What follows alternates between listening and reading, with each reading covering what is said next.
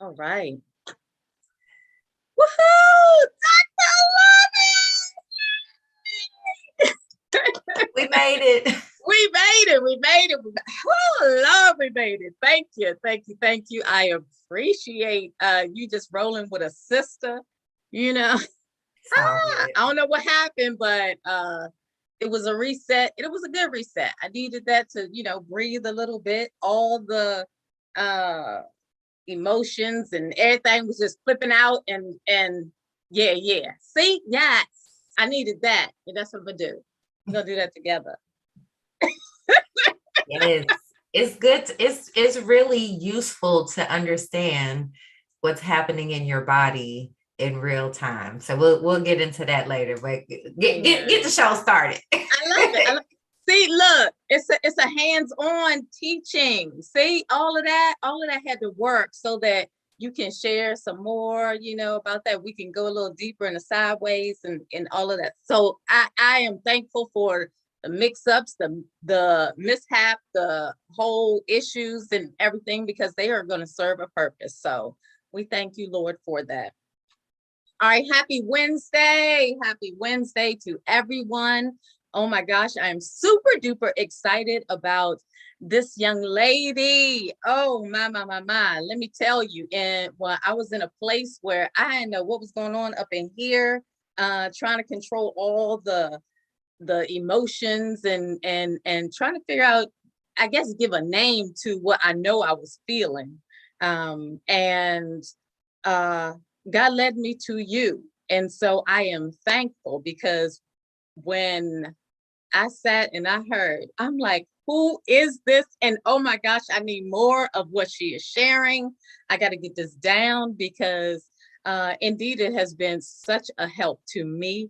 I have been sharing you and sharing your information. And so I know that you doing a daggone thing. You are doing it. And you are such a blessing to this world. I am serious. And indeed we need it, because I'm looking all around and it's crazy out here. It's right. Crazy.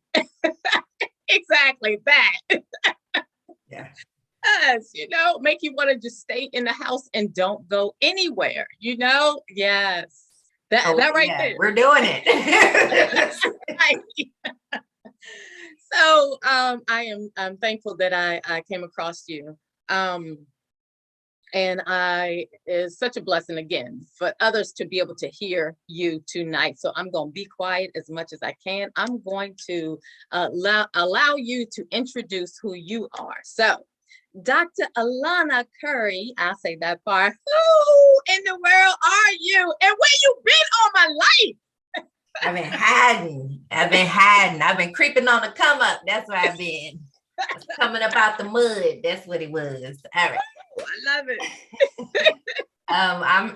I appreciate you having me here, and I am just honored to be a part of your healing journey and whoever joins me on this healing journey. So I thank you for your enthusiasm. Like I was telling you before we got started, it is encouraging for me when I, run into people who actually tell me like, hey, doc, this is helping me. Like, I can't even, how many months has it been? It's only been a few months that we've been connected, but so many things have changed and so many things are working for you. And for you to give that feedback, that helps me keep going another day, because I was tired. And listen, I'm retired. Okay. Dr. Curry is retired from clinical medicine, and I'm not seeing patients anymore. And I would really like to be fully retired, but I can't quit until people understand how their brain works. So here I am. And yes, thank you for staying a little while until we get it down. A little while. Listen, I'm telling you, I'm speaking it out loud because I need the Lord to manifest this. I need to be finished with this by the end of the year. I want to say, sometimes I wish I had a bullhorn and just earth-sized bullhorn, and just be like, hey, look, humans, we primitive. and this was wrong with us. And if we just do the work and learn to control our this animal right here, we will have a much better world. And Dr. Alauna can then rest and does not have to keep repeating herself. So folks think I'm playing, but I'm only going to say this a few more times. So you better come on in the room and get it while it's hot. Well, you said it loud and clear. Yeah. So Okay. I would keep saying it until I don't have to say it. No. Okay. I love it. I love it. I love it. Well, here on Big Hug Conversations, as a matter of fact, it was around the same time that I first came upon you. It was a journey that God had sent me on to help inspire or encourage other people to begin to ask themselves, like, what am I here for? All this other crazy foolishness that's going on in the world. Why am I here? Why am I still here? And what is your purpose for me? And so the platform for Big Hug Lady and Big Hug Conversations was created to have individuals such as yourself who are doing amazing things in the world, lighting up their corner of the world, and in hopes to inspire viewers. Mm-hmm. And so indeed, like I said, you have been doing that, and you are doing that for me. Mm-hmm. This passion that you have for trauma, I guess if that's the word I want to use, mm-hmm. Where did that passion come from? It came from necessity. It came from necessity. It came from me realizing that unless and until we really deal with trauma and really understand how powerful trauma is to shape our worldview and the choices and the decisions that we make, until we really understand it as a core component of every human being's mental health and wellness, we will continue to live in a world that's full of the isms and that's driven by fear and by primitive thought processes and behaviors. So, I'll back up a little bit and tell you a little bit about how I became Dr. Alauna, and how, I was practicing medicine, and I've always been drawn towards talking to people. You can ask my friends back in the day. Even when I was a kid, they used to call me Dr. Love, because I just give everybody advice and stuff. I don't know what I thought I knew, but I've always enjoyed talking to people. And even through medical school, I was drawn to the side of things that's like, okay, yes, they have they're coming in with chest pain. So I know what labs that I would order for this person. And yes, they're having a heart attack. I know how to do that cardiac assessment. But I also wanted to know why they eat the way that they do, or who's in their house, what's upsetting them, why are they making the choices that they're making to drink this stuff that's making them have this heart attack or something like that. So I naturally was drawn towards people's stories. And when I stumbled into psychiatry, I was like, oh man, this is great. Like, I get to help people. I get to talk to them. I get to pick their brains, and I get to really just listen to their stories, because I love a good story. And that's what made my job so interesting to me, is that every person, like depression looks different in everybody. Anxiety looks different in everybody. And it was my job to be an investigator and figure those things out. So I, coming out of residency training at Baylor College of Medicine in Houston, I took my first job at the VA. And I think I was drawn towards trauma because my dad is a Vietnam vet. My cousin is in the military, like her husband, like so many people in my family. My grandfather was served in the military. And so there were, for me, the familiarity of working with the veterans, and then also how it was helping me understand my dad. It was helping me understand myself, to talk to these Vietnam veterans and to talk to these, I was like, oh, okay, all right, I get why I had some of the experiences that I had. And I think it was a way of me trying to understand how I even who I was, right? So I really love doing that at the VA. I miss it. I don't miss the red tape, but I miss the patients because I learned probably as much from them as they learned from me. And I was in the trauma recovery program on the outpatient side for a few years. And they noticed that I was really good with helping veterans with PTSD and personality disorders and substance use disorders and the constellation of symptoms that go with trauma and stress related conditions. So I became the psychiatrist for an inpatient program where the veterans come in and they stay for a month, but they get like 12 months worth of evidence-based treatments in one stay. So they're getting the kind of all of the stuff that has the most proof of effectiveness, like cognitive processing therapy, a little bit of prolonged exposure therapy, some dialectical behavioral therapy, anger management, recreational therapy, just kind of giving them the whole reprogramming. And part of my role in that space was not only to diagnose them, but also to explain their diagnosis to them. Like, why is your brain doing these groups of symptoms, and trying to make it make sense to them so that they can understand what their reactions were, why they might get so angry or why they might feel so anxious, why my leg is bouncing, and those type of things. It was part of my job was to explain diagnosis in plain language. So I was just minding my business. And, also I had a family, was married to a police officer, had my bonus baby was living with us, my daughter. So my life was just rolling. I'm like, this is going pretty good. And 2014 was when Michael Brown Jr. was killed in Ferguson, Missouri. And that was a really, really, really pivotal and traumatizing moment for me because, I was, I got some friends that's got some stories on how I used to roll in St. Louis when I was a kid. So I'm like, okay, I may look angelic, but I thank God for deliverance. Okay, all right. Anyway, so but it was really a moment of forced empathy for me, because while I was upset as a mother, as a person, as a Black person, as a native of the ran those same streets and everything, I also was very connected to the law enforcement community. I have lots of friends and people that I love deeply that are connected to law enforcement. And I've been on the side of being able to see how they have to deal with things.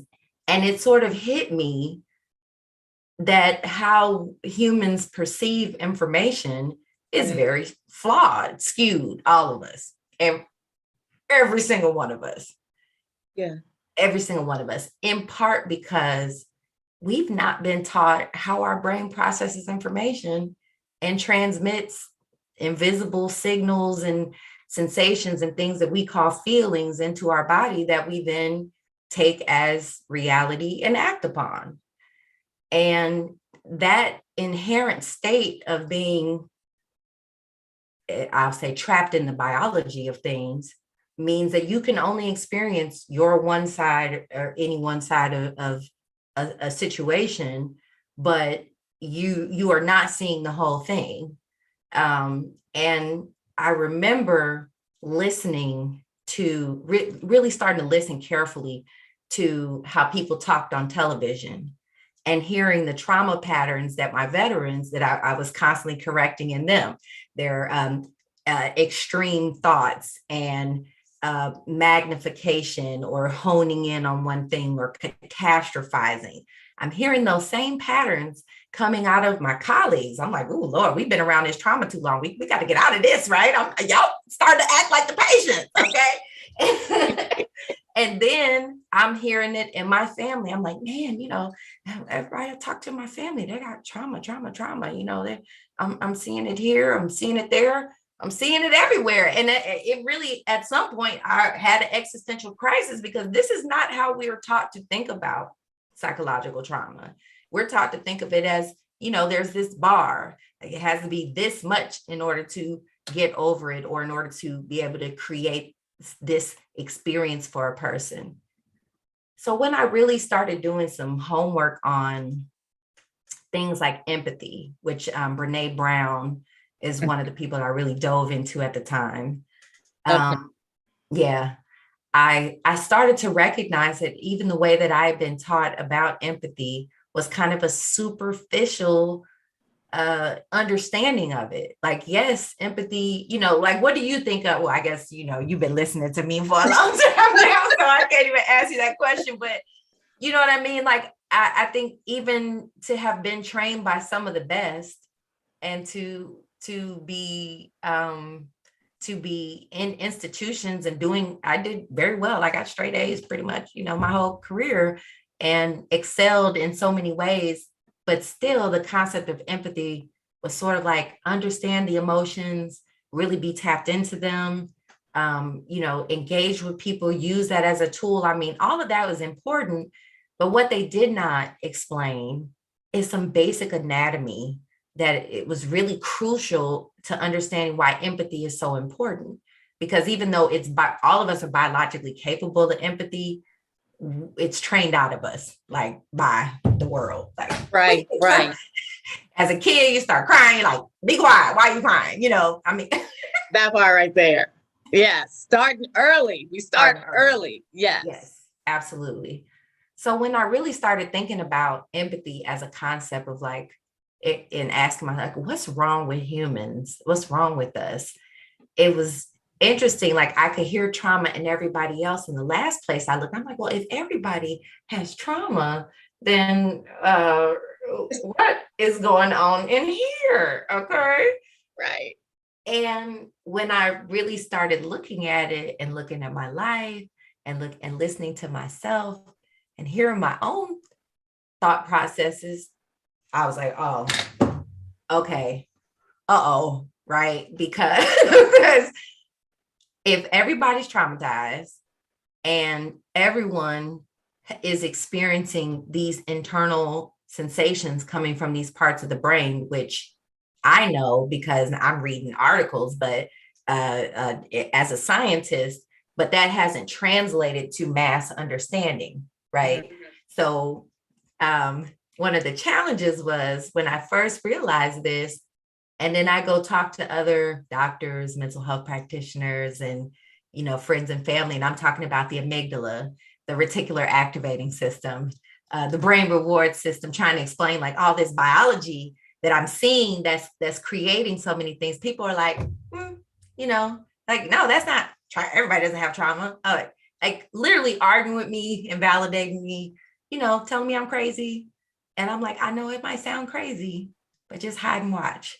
This was before COVID. This was before all of this, is that I really started to realize like humans are running on their primitive brain. Mm. And because we've never been taught about it, we don't even know how to identify it. Yes. Oh my gosh.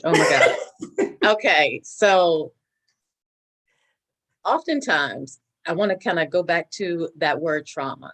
Oftentimes when one hears that, and I believe that's why most think that, well, that's not me. Because when we hear the word trauma, we automatically go to, I don't know, something violent or, and then gotta be beat, stabbed. Yes. So then we remove ourselves from that word.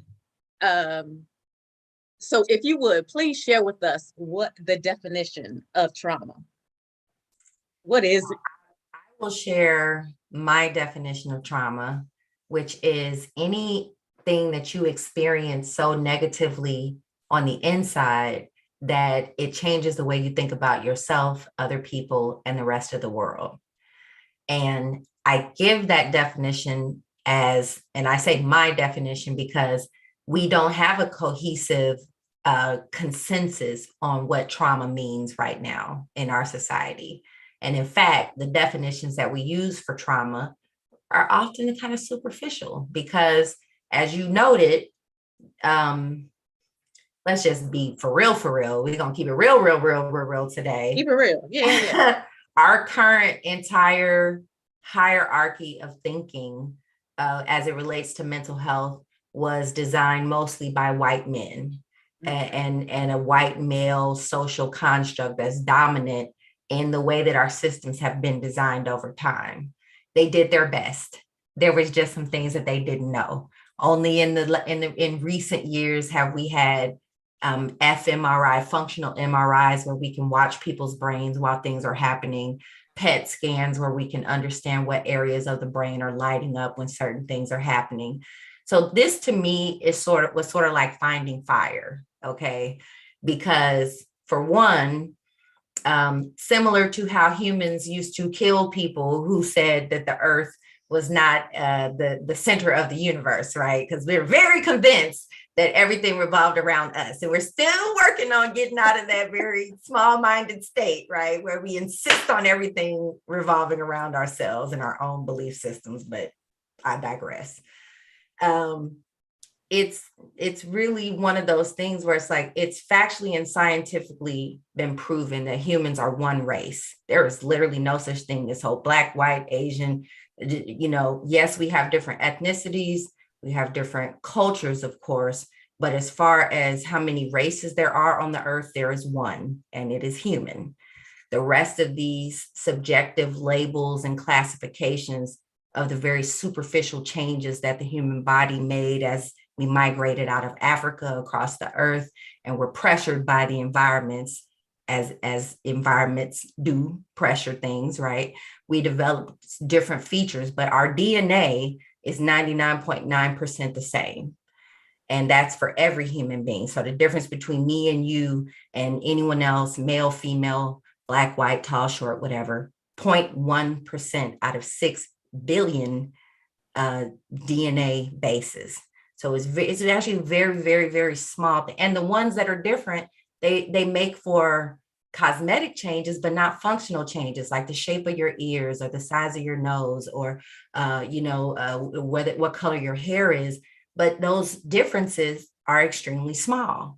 So the way that humans have been taught to think is very segregated and very primitive. But because those are the labels that we're taught to put on things, then we react to those things as if they are so. That's how powerful our brain and body is. Wow. So that became my mission, is how do I strip my own mind of those subjective, harsh, intense, terrorizing to myself, shitty labels and shitty thinking that causes the internal reaction that makes us feel so bad, because it's being driven by our own brain process. Nobody else can make your brain and body, like you cannot, other people don't make your feelings. Your amygdala and your limbic system in your brain creates those emotions and transmits them into your body. And then we use this clunky language like depression and anxiety and stress and that type of thing. But it doesn't help us recognize that your emotions are doing this all day, every day on a regular basis. Up, down, everybody's. You're feeling all kinds of feelings every day, all day long. You can't help it. It's impossible for you not to be feeling things.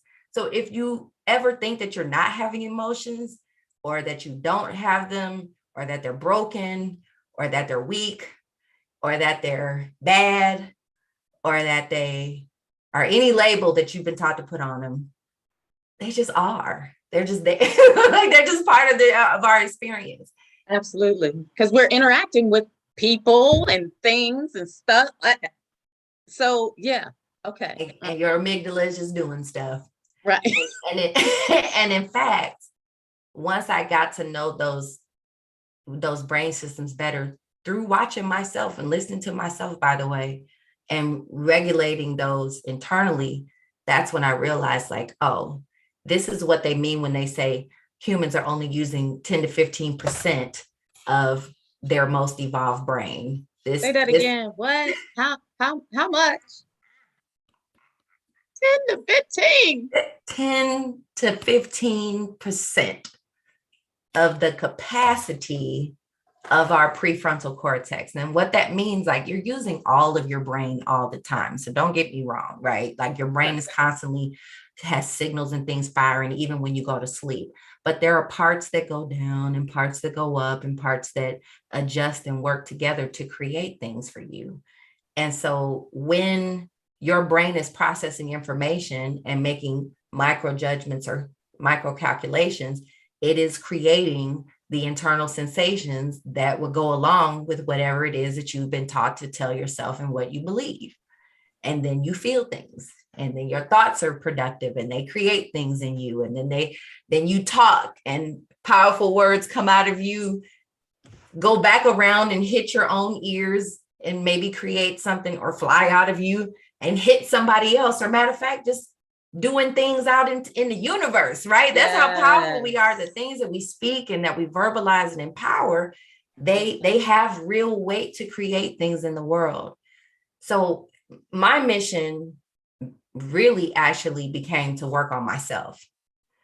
It wasn't to work on everybody else. As a matter of fact, the mission was make yourself so healthy and peaceful and loving and calm and joyful and educated about what's going on here, that you are capable of informing anyone that you may interact with. Yeah. And that was a huge process for me, because this is not really what I want to be doing. I want to be kicked up on a beach somewhere, chilling, like singing, making music, dancing, doing minding my business, taking care of my kids, chilling with my boo, whatever, like not this. No. I'm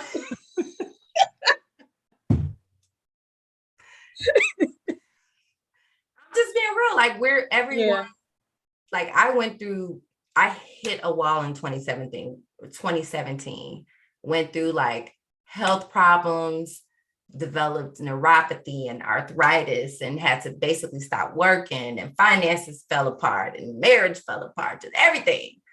And that was really actually a space for me where, we started this conversation even before we came on, we prayed.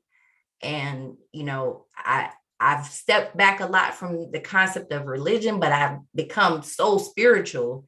Yeah.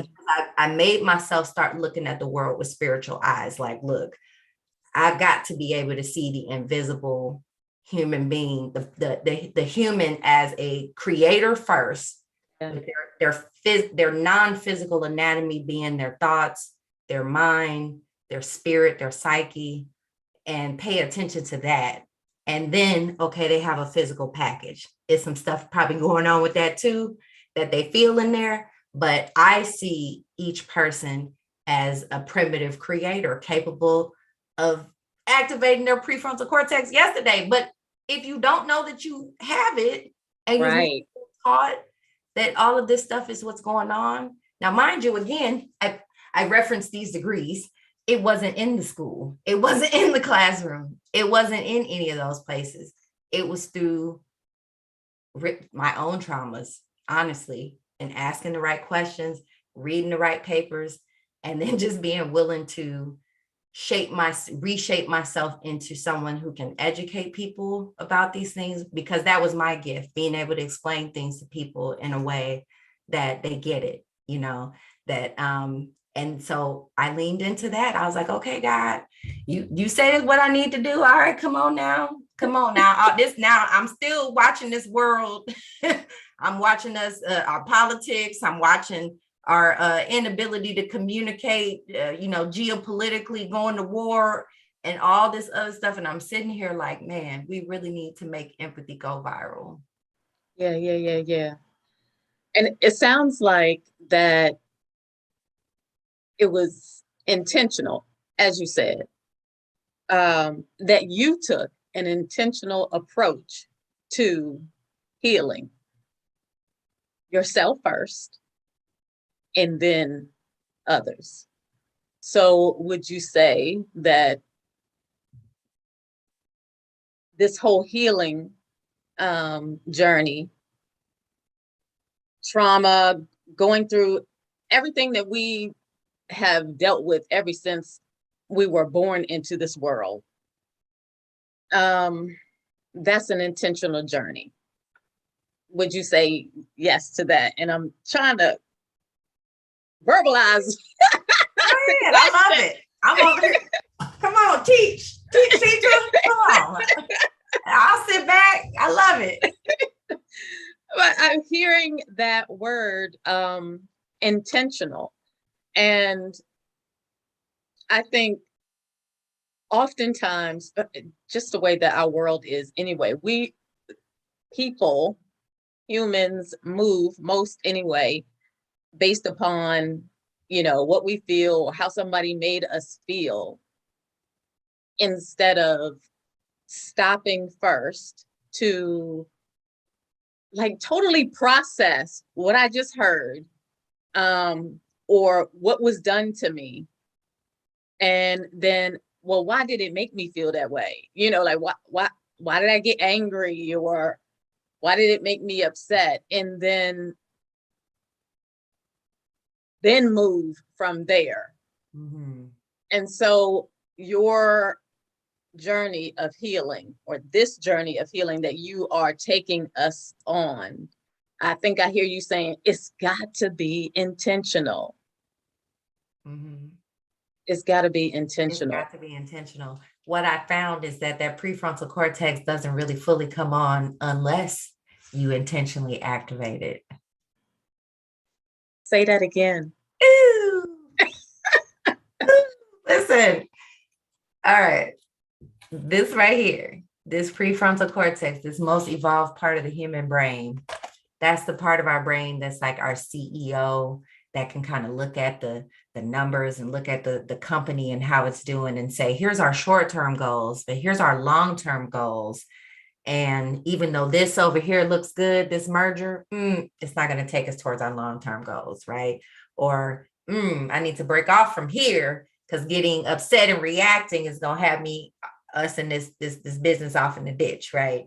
But the human prefrontal cortex is pretty much in sleep mode, okay? And your primitive brain is very loud, very active, very dominant, very, just turn on the news anyway. Right. Making you want to do all that. Yeah, you'll hear lots of primitive, exactly, right? All that clap back, all that, we're having a international crisis of trust. Yeah. And that's fear. What you used to hear, all that paranoia, all that, well, what if it's this and that, but her emails or whatever, like all of that is about fear. It's about amygdalas loudly driving the bus. And because we're so uneducated about our brain and our brain system, we don't even recognize when a person is in a full-on delusional or demented state, because it sounds like something that makes sense to our brain, our primitive brain, which is powered by juices, powered by dopamine, powered by adrenaline. We humans literally are addicted to trauma drama. We're so used to experiencing it and creating these cycles and these patterns in this programming that, there's 7+ billion of us on this earth in primitive mode, creating primitive things in our life that we all then live and experience because we do not understand the high technology that we're riding in. Where, you can't fix something if you think the devil did it. Right. The devil didn't make that person drink that thing. And, then we say, well, it's in God's will. It's like, okay, was it the devil? Was it in God's will? Was it the person driving? Like, okay, right. No, it's our primitive choices and our primitive understanding of like addiction, dopamine. We all have brain reward systems. People have lots of addictions. Everybody got something that they're addicted to. that the question is not if, it is what. What are you addicted to? What is taking up too much space? What is making you make bad decisions? What do you have difficulty controlling your impulses related to? And that flushes out a whole lot of stuff. And then it becomes like, okay, it's us. We are the problem and we are the solution. But everyone has to actually understand, like, I have to heal myself. I can't control something that if I think it's coming from the other person, how can I control my emotions? I literally had grown ass people tell me they can't control their emotions. I'm like, how? How does that work? Do they have some kind of, I ain't think Neuralink was working yet or whatever. Like, you know, that's not how it works. You don't know how to control your emotions because you don't know it's even coming from you. You've been taught that it's all these other things. You may have even been taught you don't have emotions. So it is a utter handicap to not have been taught that normal human biology is going to happen to you. And then taught to characterize it as something that is bad. And then, of course, if you think something's bad, then you feel guilt and shame and depression, and then you feel worse, and then you think you're crazy, and then so on and so forth. Follow the train. So my mission became to correct my own perception. And when I did, it was so peaceful over here. Lord have mercy. I know what you mean. Yes. It's like popping out on the other side of a black hole. I can't explain it. Right. I wish I could. You have to experience it for yourself. And when you do, you know you ain't going back that way. Like, no, I don't want to be primitive no more. Right. And then you want to help everybody. And then you want to help. And that's where the passion comes from. You asked me where the passion comes from.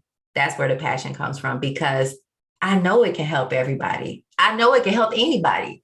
I don't have to talk to them. If they just knew what it was that I was teaching and they had some sense and semblance of the fact that you can control how you feel about things by changing literally the words that you are using to talk to yourself, or you can break out of patterns of generational trauma by changing what you believe about why those circumstances happen and what they mean for your life. Bye, right? Like, you can not be so triggered by other people because you can stop allowing your brain's knee-jerk judgmental assumptions that are often incorrect to dominate the way that you think about it. I'm just kicking all that drama, kicking all that crap to the curb.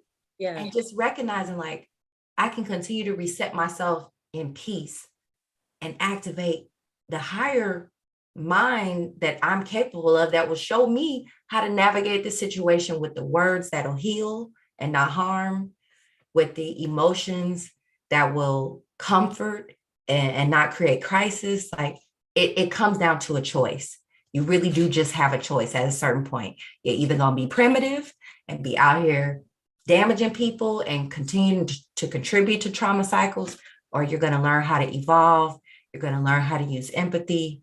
You're going to learn how to see invisible things like emotions and spirit and psyche, and know that those things are real. Not just, oh yeah, they exist. No, I know that I'm talking to another creator who's just like me. They got to wrestle their animal.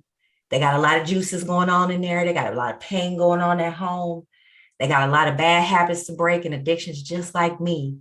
So that's when empathy is so healing, because I can give myself grace. Like, ooh, I can give me some grace. Like, I didn't know this.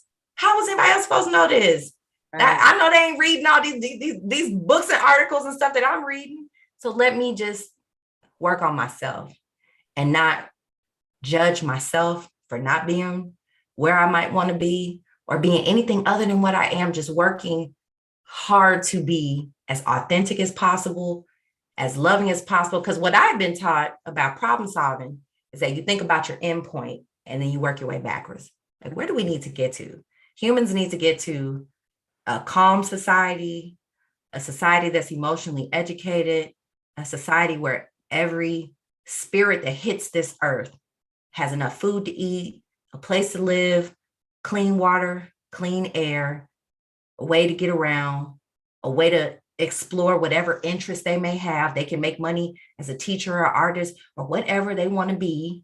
And all of these primitive false barriers like greed and attachments to money. There's no lack of money. There's lack of people who are not so addicted to money that they're not willing to do the very logical thing to be living in a healed earth. So then I think, okay, if a peaceful, healthy society is the end point, how do we get there? And the first thing that we have to do is evolve, like literally learn how to work this thing. We don't get enough school and education about this. They stopped teaching us anatomy in middle school, maybe Yes. high school, unless you go into some health related field. And then they still did not teach you this. This is new information to us. It's always been there, but it's new information for us. And we have to put it into play, and we got to do it fast because we about to die. Like literally, we're about to exterminate ourselves off of Earth if we don't cut this out. Right. Now, you spoke a lot about, well, you named some of the different parts of the brain, the amygdala.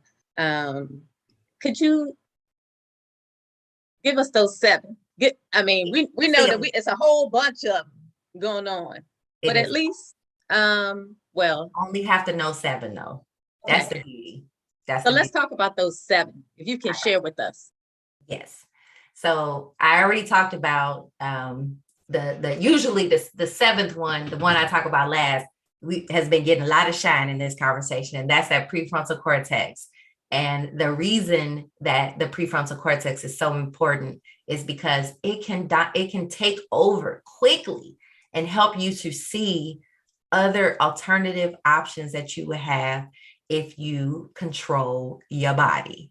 So that particular part, I think in ancient times, our ancestors have attributed some of the decision-making power of the prefrontal cortex to the third eye, or to the pineal gland. And I don't really care what exactly you want to call it. Use that part of your brain. Okay. All right. So I'm gonna come back to that. The first primitive brain system that you need to understand is that amygdala that I talked about. The amygdala is a little tiny part in the mid area of your brain, and you have 2 amygdalas on both sides, and it creates your emotions.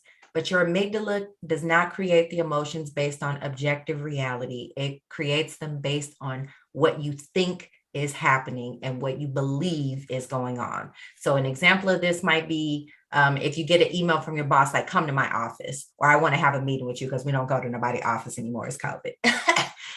But if your boss is like, I want to meet with you, if you think your boss is going to give you an award for something that you turned in the other day, you might be like, yes, oh man, awesome, they're going to recognize my work.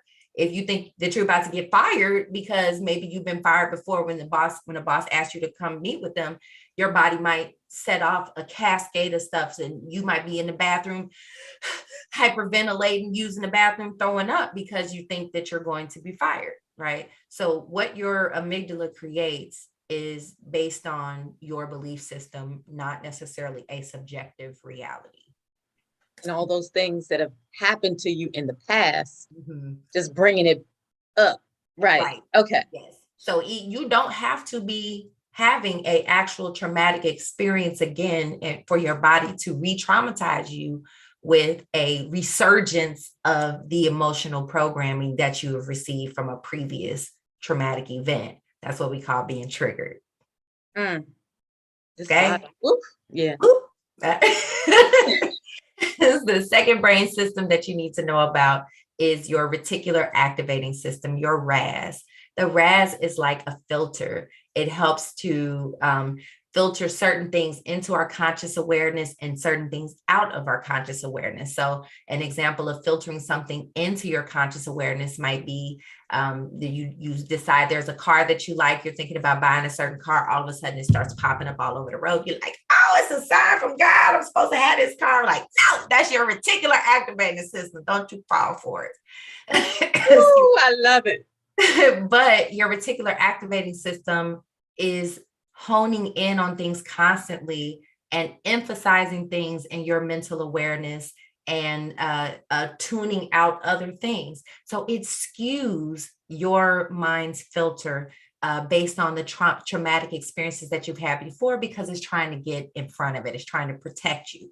So if you've been assaulted before, then your brain might notice a person walking way over there that fits a somewhat of a profile, and then set off an internal response because your RAS has picked up on that thing. And you may not even know why you feel uncomfortable or triggered or panicky, but your brain and your reticular activating system is recognizing things and highlighting things to try to keep you safe, right? But this also means that if you don't know that you have a reticular activating system that's programmed by your traumas, you may often re-traumatize yourself over and over again by the way that your brain filters information and what you tell yourself is happening in the circumstance. It can be hard to tell the difference between perceived traumas and real traumas, especially when it comes to relationships.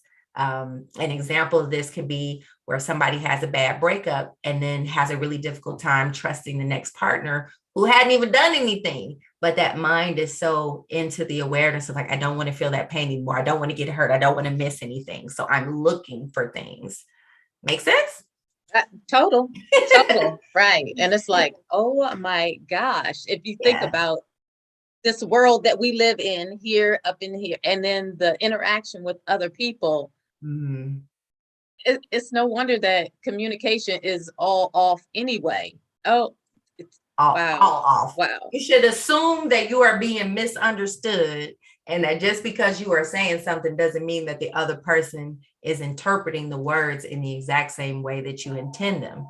That's an important concept when you understand your brain, that you have to be more careful and conscious of your words, because just because you think you're delivering one message, it floats across space and then gets interpreted and becomes another. And that is often through their reticular activating system or their trauma filter. The third thing that you need to know about is the brain reward system. The brain reward system is your addiction system. It's driven by dopamine, which is a very powerful but very short-term chemical that our body releases with anything that we like or anything that we find pleasurable. Well, guess what? Lots of things are pleasurable. Salt, sugar, sex, alcohol, tobacco, marijuana, money, jumping out of planes, cell phones, social media, likes on a page, a good looking sister, a fine brother, whatever, Right. So many things that are dopaminergic. Sports, right? Fans, fanatics, right? So we all have dopamine, and it creates very powerful urges, cravings, withdrawal, irritability, all of those factors. The question is, how do we learn how to wrestle that? Every time you see a commercial and you start drooling, and then all of a sudden you're driving through that drive-through or ordering that thing on DoorDash, right. Welcome to your brain reward system is working, okay? But you also can become addicted to trauma and addicted to the roller coaster of that thought process that triggers you, but makes you think that you're right. It makes you think that, yeah, that's right. I won't get into what I was about to say, but the fourth brain system that you need to know about is your somatosensory cortex. The somatosensory cortex is the part of the brain that registers pain, and it does not distinguish between physical pain or psychological, emotional pain.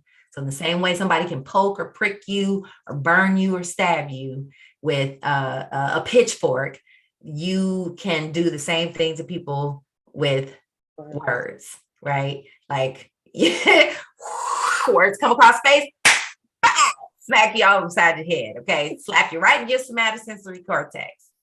And it doesn't even have to be what somebody else can say. For most people, they say the worst stuff to themselves.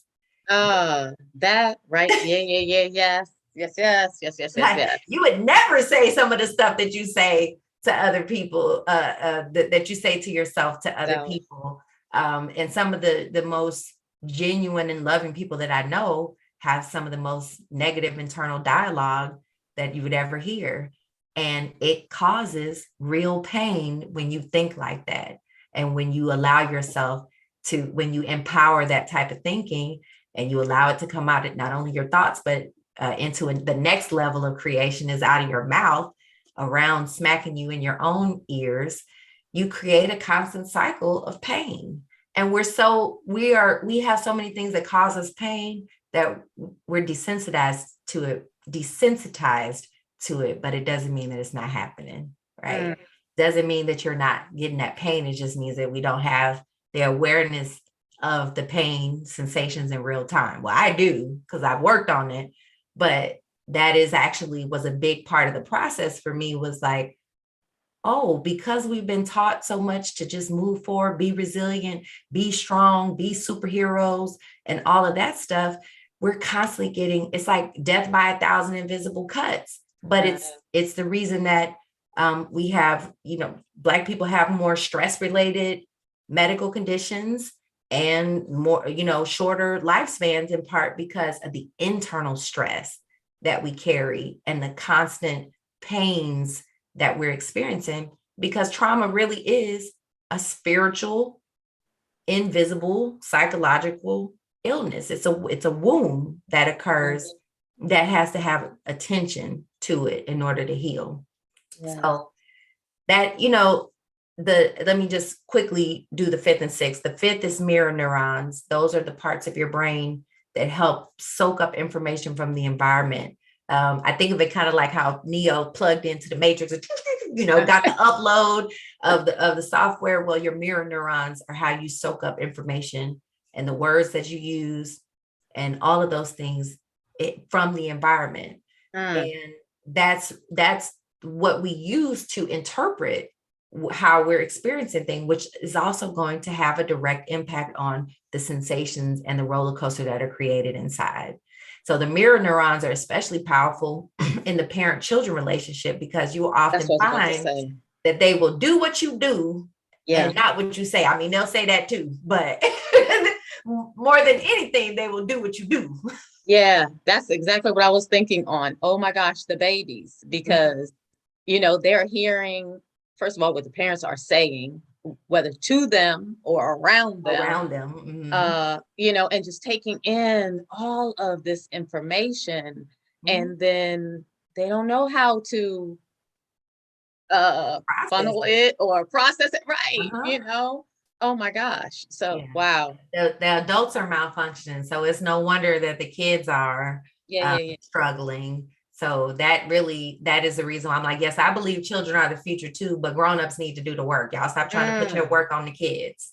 Stop trying to blame stuff on the kids when the parents that have to show the kids a different level of emotional regulation and intelligence that they have not. So, I feel for children, because I don't think any of us have great examples of people who are emotionally regulated. I mean, you can't turn on your television and see that. Even on our news and our politics and our leaders, world leaders and other things have become so extreme and reactive and inflammatory that the examples that our children are receiving, it's no wonder they go into the schools and they do the harmful things that they do and say to each other. So it really all, again, still goes back to us having a deeper understanding of ourselves as like humans are not just humans. We're not just animals, but we are super creatures, and that we are powerful.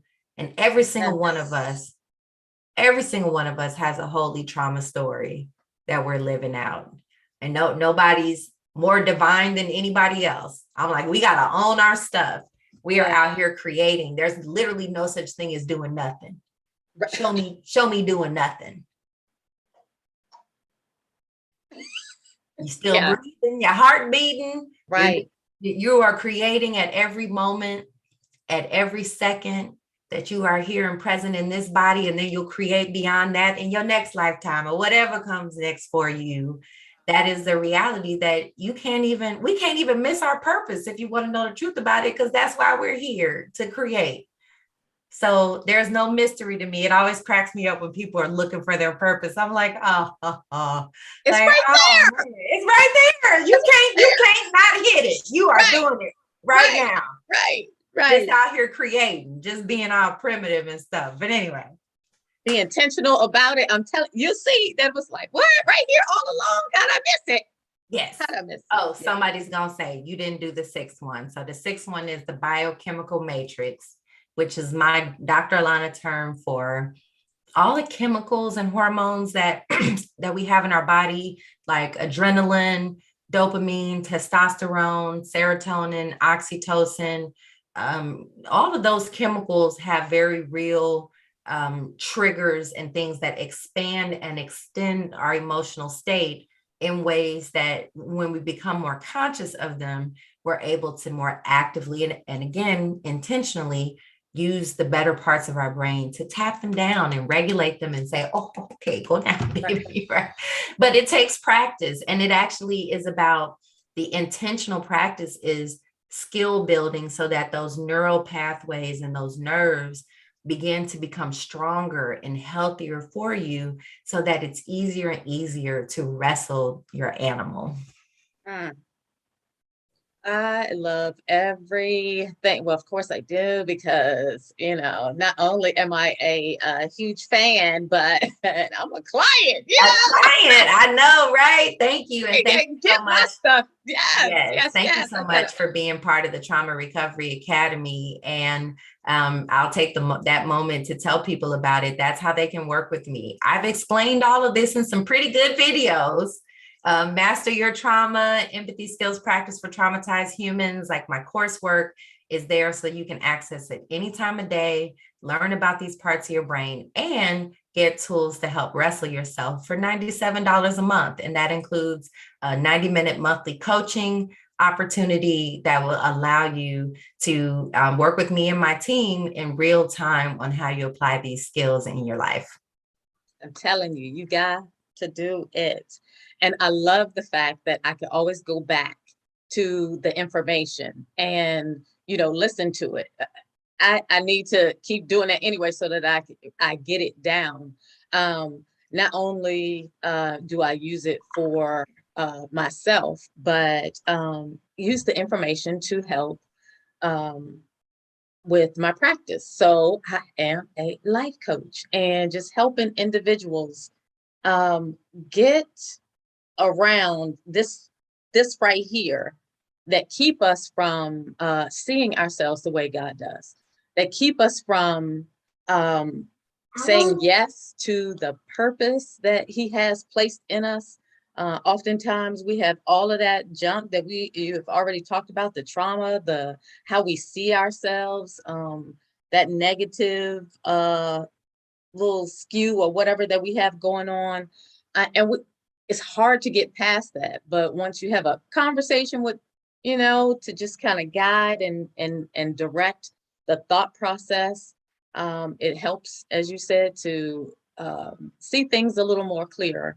Mm-hmm. And then it's like, whoa, oh my gosh, this light bulb, and everything is illuminated in such a way that we just really receive, and God God's already doing His thing, but it's us right here getting stuck. Yeah. Fix it, Lord, fix it. Woo! For real. And so, even all of that, I truly believe that, you are part of his purpose in all of that, because He created you. Way back before. I wasn't asking for this, and I tried to hand it back quite a few times. Okay, you tried to still sometimes like, Lord, you want me to do what? Go talk to them out there doing it. Right. Not me, not I. And look, somebody was trying to not to go to Nineveh too. So we already know that story, right? You gonna do what He tell you to do, one way or the other. That's the only reason too. Because I know better than to try. I know better than to try to fight when God taps you with something like. Yeah. You're not. Jonah tried to jump in the whale. You just like, just go ahead, right? I know it's me. I did it. I ain't do what I was supposed to do, and so I got to go through this whole thing, right? Yeah, Listen, yeah. I've had a whooping from the, as my grandmother would say, I've had a whooping from the Lord. Yes. And I don't Yes, ever need another one of those Why? again. Because that amygdala is like, I ain't trying to do that. Or fear. My thing, it was the fear. Like, how can I? What do you mean, me? How can I do that? How can I help somebody? How can I, when I'm already blah, blah, blah, blah, blah, all of the stuff that we tell ourselves. But he's like, everything that I have given you is already in you. All you need to do is just trust me, right? And then be intentional about it. That's the thing, because yeah, that right. Be intentional about that thing. And so what I was going to say was, you are his, plan. Way before he set time into motion, he already put this in you so that you could help us. You could help us wrestle this, because this is what is keeping us from loving one another, from going to that scripture. He says, right, yeah, because see, I'm gonna get to that part right there. Is you love your neighbor as yourself. But the thing is, the issue is of us getting to that place is, I'm not saying me. Well, at one point I was, yeah. How can I love somebody else if I don't even love me? How can I treat somebody else with respect if I am not respecting myself? Or if I'm not being kind to myself, how do I show that same kindness to another person? And so it is with this, this particular this program, you and what you're sharing, he gives us practical tools for our spiritual tool belt, to use in order to do the thing that he's asked us to do, to be kind to our neighbor, as we would to ourselves. And your whole what do I want to say?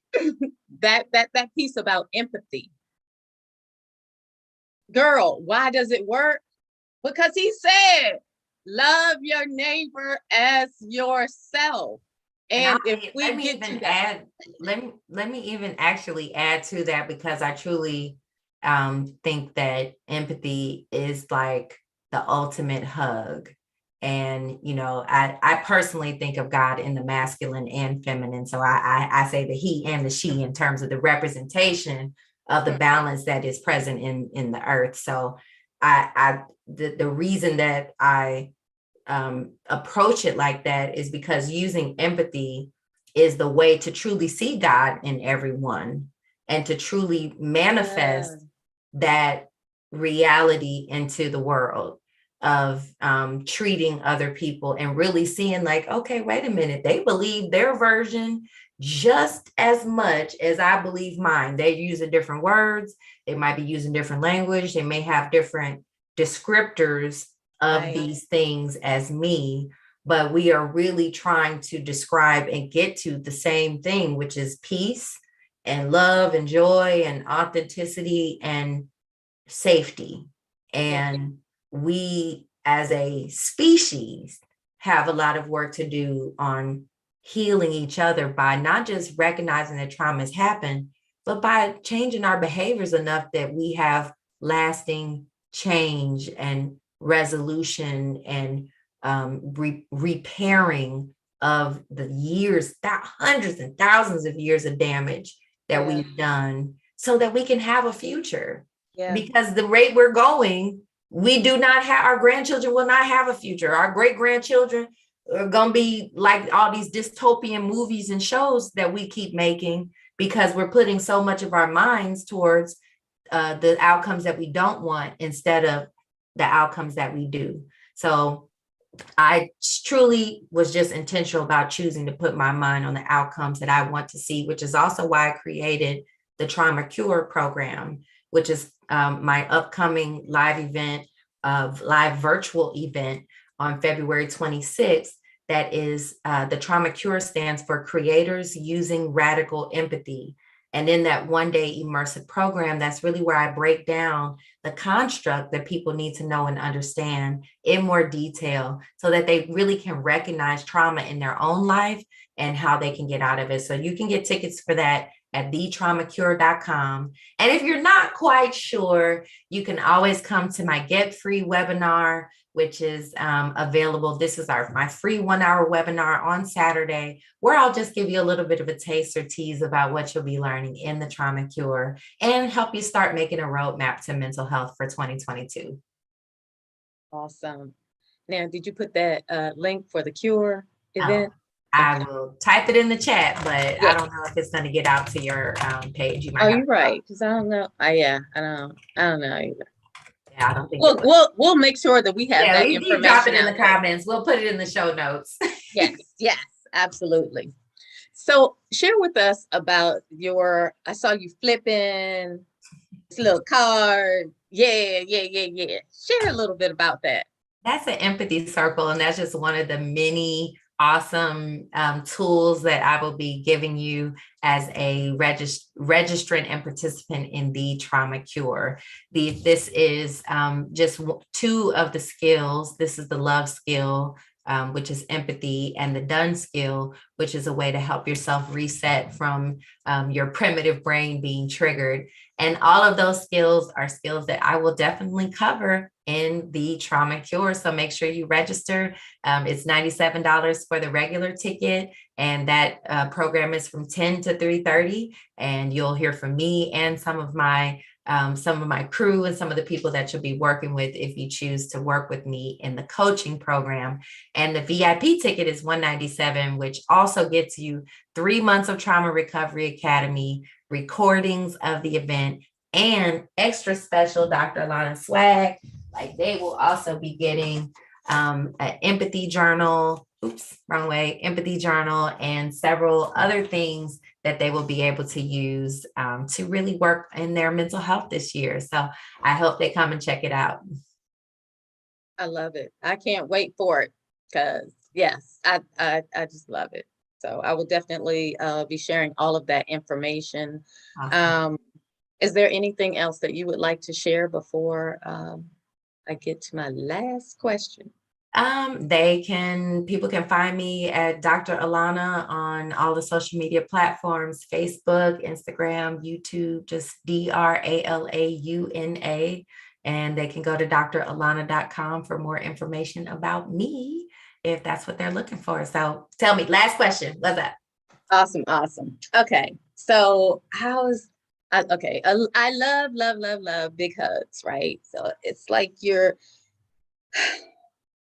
have you ever had a hug where you feel like this whole transferring of love and peace, so much so that your body just like rests in the other person? And tears start flowing, all of that. But like, nobody is saying a word. Nobody ever has said anything, but it's just this thing that you feel. And it's like a healing that you didn't know that you needed, a healing that you didn't necessarily ask for, but for some reason, God knew that person had what you needed at that time of that hug. If you could give the world the biggest hug ever, to me, that is the biggest hug ever. That healing, that thing that causes one to just rest in and then move forward in a positive manner. If you could give the world the biggest hug ever, what would your hug say? Make empathy go viral. Yeah. I love that.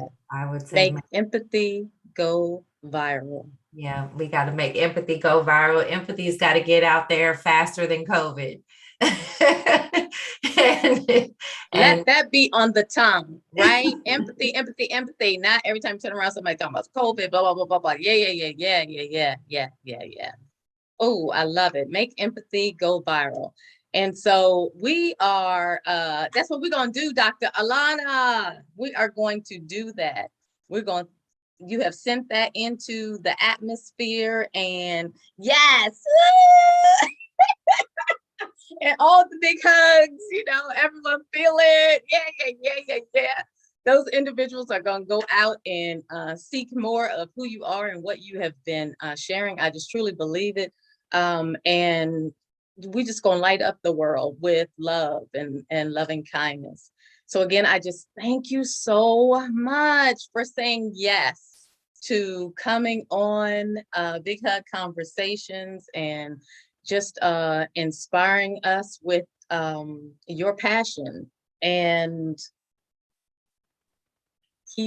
holding us, allowing us to receive everything that we really need. Actually, it was just a little bit. That's why I need y'all to go to that Cure event that she has going on and sign up so that you can truly grab hold of all the good nuggets and that meal that is definitely needed to live a beautiful, peaceful, happy life. Oh my gosh. Oh my gosh.